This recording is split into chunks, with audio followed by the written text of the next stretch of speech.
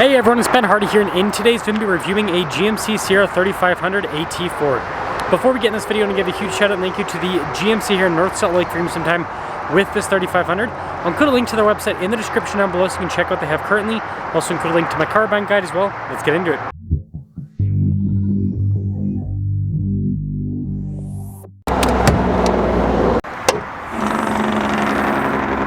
Under the hood, we have a 6.6 liter turbo diesel V8 that goes through a 10-speed automatic transmission. Power outputs are 470 horsepower and then 975 pound-feet of torque. Before we move forward with this review, I do want to mention if you want to see more videos just like this, then I recommend you subscribe because I post content every single day. So starting with the hood, you can see really muscular design. You've got the vent there in the center, and then you guys can see here off to the side the Duramax badge. Be a really cool light design here with the C-shaped lights.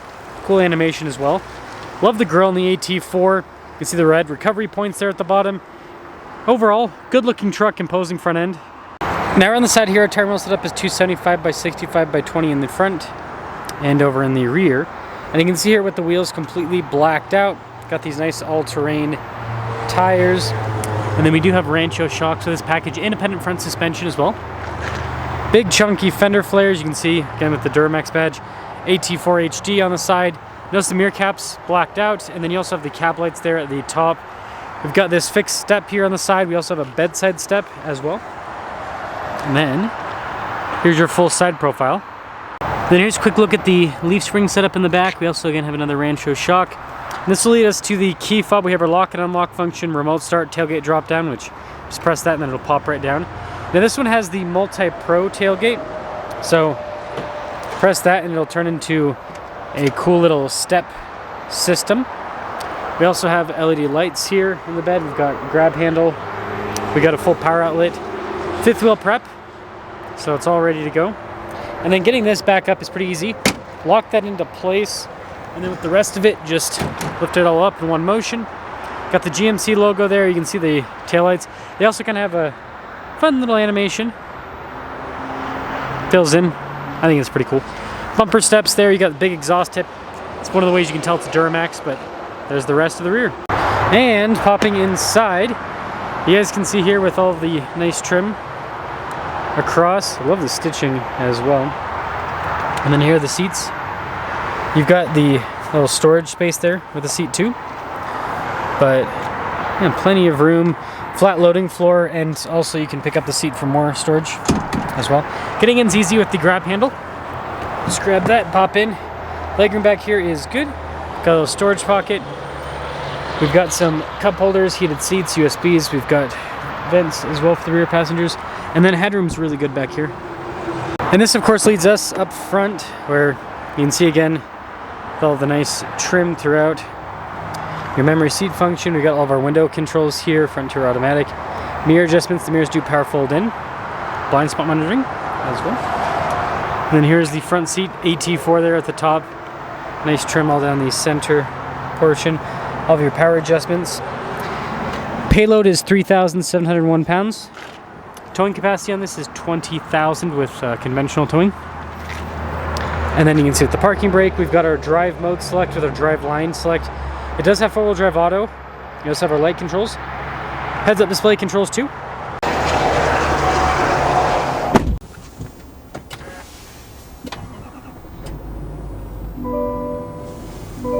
Now taking a look at the steering wheel, you can see nice trim all around. You got the brown stitching there in the center. Radio controls in the back. We also have practical controls in the front, including for the center, our cruise control, heated steering wheel button as well. Turn signal / windshield wiper stock, and then we do have a column shifter with this. Notice that you've got plus and minus, so you can shift the gears manually if you want. Here's a quick look at the gauge cluster, so fully digital. Lets you see different bits of information on different systems within the truck, and then you also have your drive mode select as well. Now this has a nice 360 camera system, so you can see I have a bunch of different angles with the camera system in the bed view. It's nice. And then that's the rest of the infotainment system. You've got this kind of auxiliary tab, and then you've got the main screen. Both of them respond pretty quickly. You do have Apple CarPlay and Android Auto. Shortcut bar there on the side. Little tuner knob as well. Giant engine stop-start button, and then we've got our Dual zone climate with our heated and ventilated seat controls. Got your diesel exhaust brake, lane departure, parking sensors, tailgate drop down, hazard lights, stability control, hill descent control. Trailer brake controls are over here.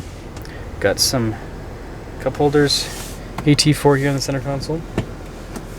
Got your wireless phone charging pad with some USB ports, power outlet, all of that inside. And then we've got the double glove box setup. So pretty cool, nice trim all over this whole setup. The heads-up display is kind of hard to see, but it is there. And then this one does have the camera rear view mirror. We've got a sunroof. And then we also have a power sliding rear window as well. So here's a quick look at the window sticker. You guys can see 3500 AT4, 87,815 is the total MSRP. It's a big truck, so we gotta walk back pretty far. Let's drive it.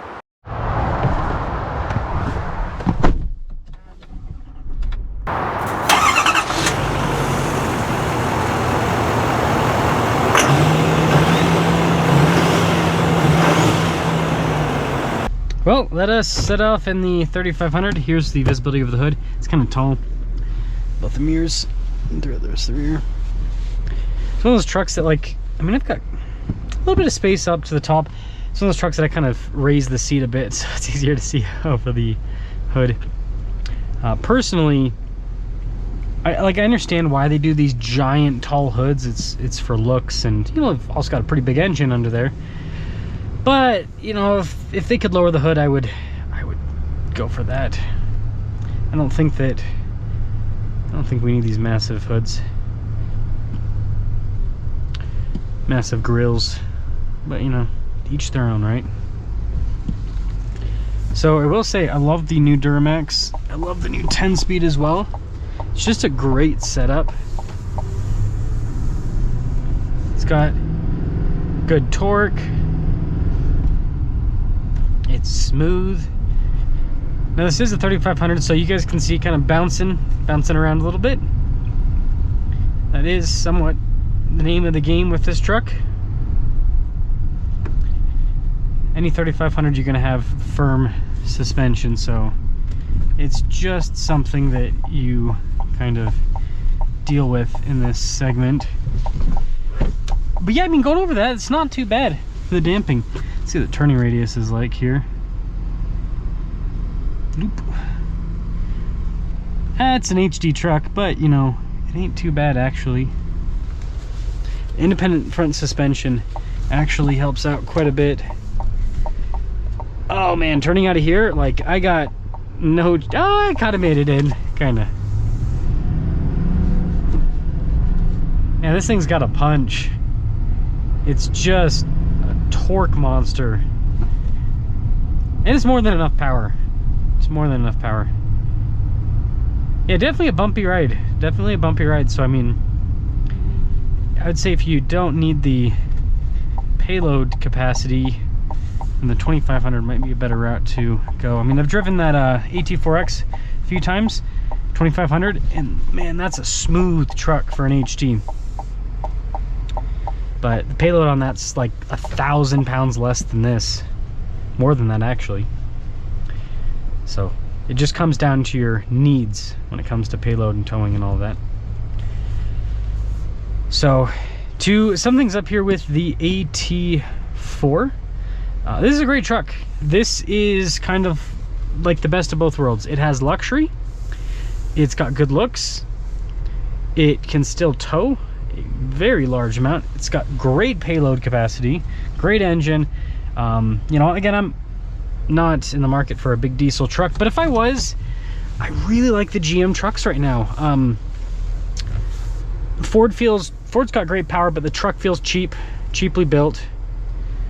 And then Ram is so far behind. We'll see what their 25 HD looks like, because apparently they're going to have an update, so maybe they'll catch back up. But the 24s with Ram, great engine, right? The Cummins is great, but just feels a little bit outdated from a driving perspective. But the interior on the Ram's really nice. So I don't know, I think that General Motors just has kind of like the best of both worlds, where they've got a more modern powertrain, and then they've got a nice interior too. Right? It's like with Ram, you get a nice interior, powertrain feels lackluster. With Ford, you've got a nice powertrain, interior and all that feels lackluster. So just interesting. And then also the pricing of this, it's more affordable than the Ford counterpart. And man, I am bad at parking. I am bad at parking. More affordable than the Ford counterpart and the Ram counterpart as well. So you kind of, I don't know, you just get great packaging. And I think that's why these GM trucks are going to continue to do well in the market. It's just a good value overall. So let me know what you guys think about the 3500 AT4.